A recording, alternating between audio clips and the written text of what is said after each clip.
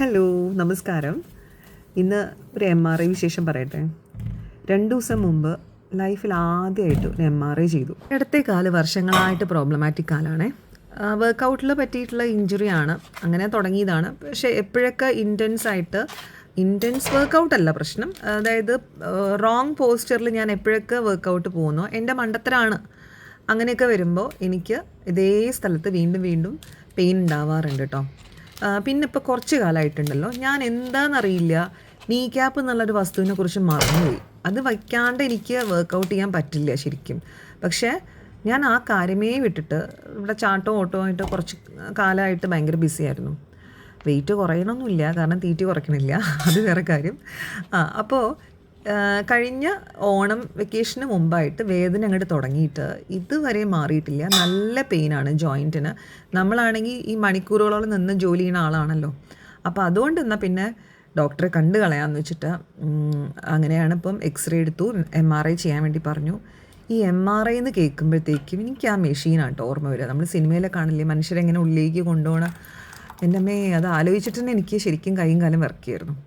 അന്ന് രാത്രി, അതായത് മിനിഞ്ഞാന്നാണ് ചെയ്യാൻ പോയത്. അതിൻ്റെ തലേദിവസം രാത്രി ഉറങ്ങണവരെയും ആ ടെൻഷനും ബേജാറിലാണ്.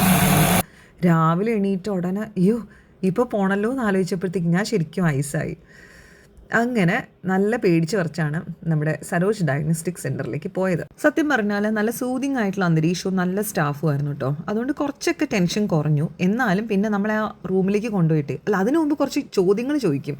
നമ്മുടെ ഉള്ളിൽ വല്ല മെറ്റലും ഉണ്ടോ, അതായത് വല്ല സ്റ്റീൽ റോഡോ അങ്ങനെ എന്തെങ്കിലും ഉണ്ടോ, അതുണ്ടോ ഇതുണ്ടോ, ഇതൊക്കെ കേൾക്കുമ്പോഴത്തേക്ക് എന്താണെന്നറിയില്ല, ഒരു ടെൻഷൻ പിന്നെയും വന്നു. അങ്ങനെ നമ്മുടെ റൂമിലേക്ക് കൊണ്ടുപോയിട്ടോ. അവിടെ കിടക്കാൻ വേണ്ടി പറഞ്ഞു. കാലൊക്കെ ഒരു സംഭവത്തിൻ്റെ മേലെ കെട്ടിവെച്ചു. മണിച്ചിത്രത്താഴ് സിനിമയിൽ കാരണവരെ ഇങ്ങനെ കിടത്തിയിട്ട് പുതച്ചു കൊടുക്കണ്ടല്ലോ സുരേഷ് ഗോപിനെ, അതേമാതിരി ഒരു കമ്പിളി പുതപ്പൊക്കെ എടുത്ത് പുതപ്പിച്ചിട്ട് അതിൻ്റെ ഉള്ളിലേക്ക് അങ്ങനെ മുഴുവനും പോയില്ല കേട്ടോ. ഏകദേശം നമ്മുടെ വയറിൻ്റെ അത്രയും ഭാഗം ഉള്ളിലേക്ക് പോയിട്ടാണ് നമുക്കിത്. കാരണം ഇത് ഈ കാലിന് മാത്രമല്ലേ, അതുകൊണ്ട് ഹോൾ ബോഡി ഉള്ളിലേക്ക് പോകണ്ട. അതന്നെ വലിയ സമാധാനം. എന്നിട്ട് എല്ലാവരും പുറത്തേക്ക് പോയിട്ടോ. പാട്ടൊക്കെ വെച്ച് തന്നിട്ടുണ്ട്. പക്ഷേ ഞാൻ അവിടെ കിടക്കുമ്പോൾ ആലോചിക്കണം, എന്താ അറിയോ, ആഫ്റ്റർ ഓൾ ഇതൊരു മെഷീനും ഞാനും മാത്രമാണ് ഈ റൂമിലുള്ളത്. കാലിന് മാത്രം ചെയ്യുന്നതുകൊണ്ടാണോ അറിയില്ല, കിടക്കുന്ന ഭാഗം കുറച്ച് ഉയർത്തിയാണ് വെച്ചിരിക്കുന്നത്.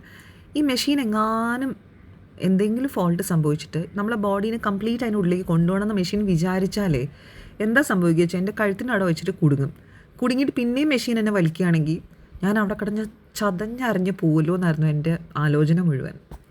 അരമണിക്കൂർ അങ്ങനെ ആലോചിച്ച് കിടന്നപ്പോഴത്തേക്കും സംഭവം കഴിഞ്ഞു കേട്ടോ. എന്താണെങ്കിലും വലിയ പ്രശ്നമൊന്നുമില്ല.